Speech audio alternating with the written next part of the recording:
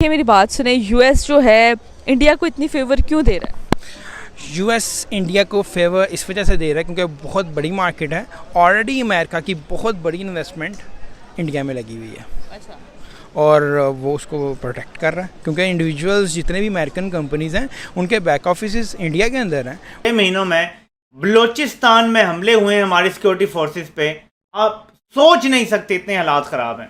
सारा रिपोर्ट भी नहीं होता, ये मैं आपको बता रहा हूँ।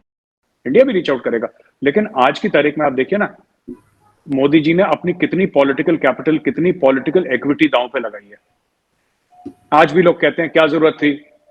लोग तो कहते ही हैं, वो गाना आपने सुना होगा ना, कुछ तो लोग कहेंगे, लोगों का काम है कहना। तो लोग कहते हैं कि साहब आप क्यों चले गए वहां पे पाकिस्तान नवाज शरीफ के साथ बिरयानी खाने। बेचारा वेजिटेरियन आदमी है, खिचड़ी खाते हैं, मोदी जी उनको बोल दिया बिरयानी खाते हैं। नमस्कार दोस्तों, आप सभी का एक बार फिर से स्वागत है news fast point YouTube channel पे। दोस्तों, आज की इस वीडियो में हम देखेंगे कि किस तरह से अमेरिका ने पेशकश करी है भारत को $500 मिलियन की, ताकि वो उस पैसे से अमेरिकी हथियार खरीद सके। इस बात को सुन के पाकिस्तान मीडिया में रोना मच गया और वो लोग ये कहने लगे कि इस समय पैसे की ज़रूरत हमें है, अमेरिका मदद कर रहा है भारत की।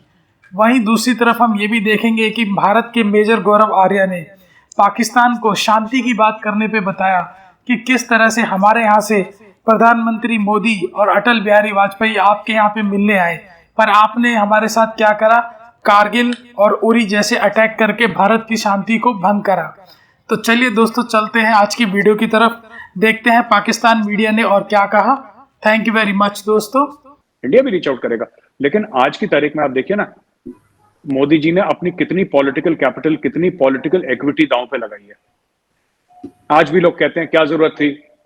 लोग तो कहते ही हैं, वो गाना आपने सुना होगा ना, कुछ तो लोग कहेंगे, लोगों का काम है कहना। तो लोग कहते हैं कि साहब आप क्यों चले गए वहां पे पाकिस्तान नवाज शरीफ के साथ बिरयानी खाने। बेचारा वेजिटेरियन आदमी है, खिचड़ी खाते हैं, मोदी जी उनको बोल दिया बिरयानी खाते हैं।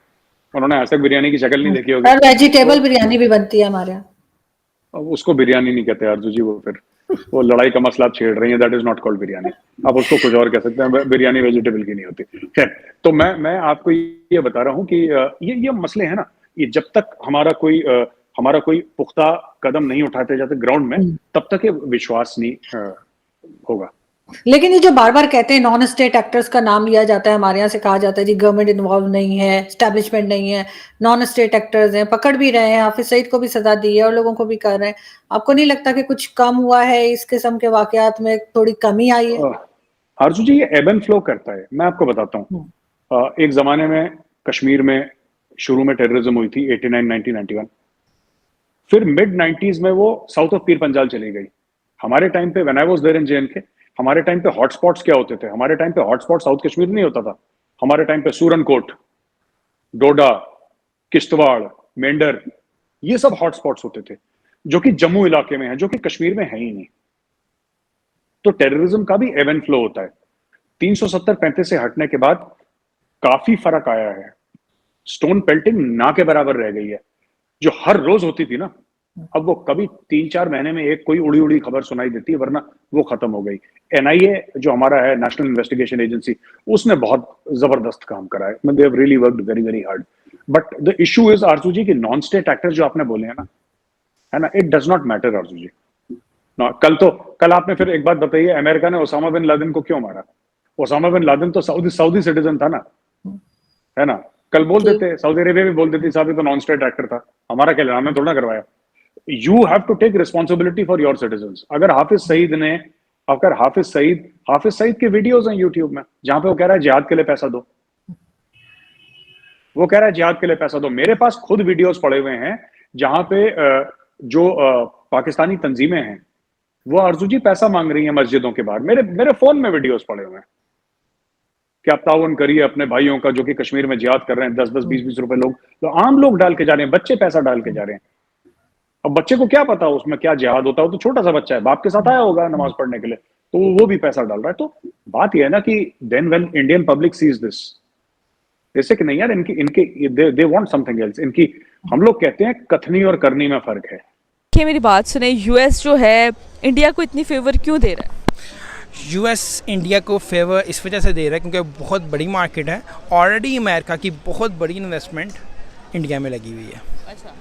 और वो उसको प्रोटेक्ट कर रहा है, क्योंकि इंडिविजुअल्स जितने भी अमेरिकन कंपनीज़ हैं उनके बैक ऑफिस इंडिया के अंदर हैं और इंडिया से वो बहुत अच्छा पैसा अर्न कर रहे हैं, क्योंकि वो 50% ऑनरशिप स्कीम के अंदर उन्होंने जितना पैसा भी लगाया इंडिया में लगाया तो उनको 50% ऑनरशिप मिल रही है और रिटर्न काफ़ी ज़्यादा अच्छा जा रहा है यूएस के पास। बिल्कुल फ्री में वेपन्स मिलेंगे इससे इंडिया को, और इससे इंडिया की और ज़्यादा जो है प्रोग्रेस होगी, उनका डिफेंस सिस्टम और ज़्यादा स्ट्रॉन्ग होगा। क्या कहना चाहेंगे? जी, मैं इस हवाले से ये कहना चाहूँगा कि चूँकि इंडिया और रशिया के जो है, जो आप उसको हिस्टोरिकली उनके ताल्लुकात देख रहे हैं वो बहुत अच्छे थे। इंडिया या रशिया से ही वेपन्स खरीदता था। जब पाकिस्तान की वॉर हुई थी 1965 में 71 में, तो इन्होंने वही उन्हीं के दिए हुए हथियारे ही यूज़ किए थे। तो ज़ाहिर बात है, जो एक अलाई एक के साथ अच्छा दोस्त है उसको तोड़ने के लिए कुछ ज़्यादा पैसे या फ्री में इंसेंटिव्स देने चाहिए उनको। लेकिन चूँकि पाकिस्तान ऑलरेडी पहले अमेरिकन कैंप में था, तो वो अगर रशिया की तरफ जाना चाह रहा था तो उन्होंने बजाय उन्होंने दूसरे तरीके से उन्होंने डायरेक्ट देने के, उन्होंने हमारे पॉलिटिशियंस को दे के, तो उन्होंने दूसरे तरीके से अपनी तरफ हमें माइल कर लिया। और हमारे वैसे भी उनसे ताल्लुकात रशिया से कोई हिस्टोरिकल ज़्यादा अच्छे नहीं थे, तो हमें उनसे तोड़ना ज़्यादा ईजी था उनके लिए। इट मीन्स कि यानी कि हमारे पॉलिटिशियंस को उन्होंने ख़रीद लिया है यूएस ने। एक तरीके से आप कह सकते हैं, लेकिन ज़ाहिर बात है एक होती है डायरेक्ट इन्वॉल्वमेंट। अब उधर वो आपको गवर्नमेंट को दे रहे हैं, यहाँ पे वो गवर्नमेंट को उस तरह नहीं दे सकते। इसमें लोगों ने पता नहीं शायद रजाइयाँ की हुई, आप देख सकते हैं इस वीडियो में कि पंखे लगे हुए हैं। अगर आप जानते हैं इस इलाके में गए हुए हैं और खुली जगह पे पहाड़ी इलाका है, तो अगर आप खुली जगह पे रात गुजारें और पंखे भी लगे हों, आप सिर्फ गांव चले जाएं। गांव में अगर आप जाके खुली जगह पे रात को सोएं पंखे लगा के, तो ठंड लगना शुरू हो जाती है। और हम खुद ऐसा वक्त गुजार चुके हैं जब रात को रजाई करना पड़ती थी, पंखे लगा के मिडिल ऑफ द नाइट ठंड लगना शुरू हो जाती थी। ये कोई एक्सक्यूज नहीं है। तो अगर ये किया गया है तो ये बहुत अच्छा है। ये जो लोग हैं ये बदमाशी पर उतरे हुए हैं और इसका असद उमर ने इशारतन इजहार किया है। उन्होंने कहा है कि हमें भी बंद कमरों में ये मशवरे दिए जाते थे कि नवाज शरीफ जब जलसे कर रहे थे और ये वो कि गिरफ्तार कर लो, पहले ही पकड़ लो, रोक लो, ऐसी बातें की जाती थी कि इमरान खान ये कहते थे कि करने दो, क्या फ़र्क पड़ता है। यानी नवाज शरीफ के जलसों में जो बाकी लीडरान होते थे सबको गिरफ्तार कर लेते, टॉप के लोगों को नहीं किया किसी को। मशवरे तब भी यही थे। अब असद उमर ने कहा है कि ज़रा सोच लें, तब भी ये बातें हुई थी जब अकबर बुगटी को मारा गया था और कहा था देखा हमने पता ही नहीं चलने दिया, मार दिया। तब से अब तक बलूचिस्तान की सूरत हाल बैड टू वर्स हो गई है। और वो इलाकाई लीडर था, एक ख़ास कबीले का लीडर था, तो सूरत हाल देख लें तब से अब तक कि कितनी ख़राब हुई है। जितने इस वक्त यानी पिछले 6 महीनों में बलूचिस्तान में हमले हुए हैं हमारी सिक्योरिटी फोर्सेस पे, आप सोच नहीं सकते इतने हालात ख़राब हैं। सारा रिपोर्ट भी नहीं होता, ये मैं आपको बता रहा हूँ। तो असद उमर ने जो अकबर बुगटी का इशारा दिया है, सीधा सीधा ये है कि बंद कमरों में मशवरे हो रहे हैं कि इमरान खान को भी मार दिया जाए। ये कोई नहीं बर्दाश्त कर लेंगे फॉल आउट। और मैंने ये खबर आपको आई थिंक परसों शायद दी थी कि थ्रेट एनालिसिस हुआ है कि इमरान खान अगर जिंदा रहता है सियासत में और ऐसे उसकी ताकत बनी रहती है, इलेक्शन में भी वो जीत के आता है, तो वो तो हम में से किसी को नहीं छोड़ेगा और हम मिल बांट के खाते थे सारे।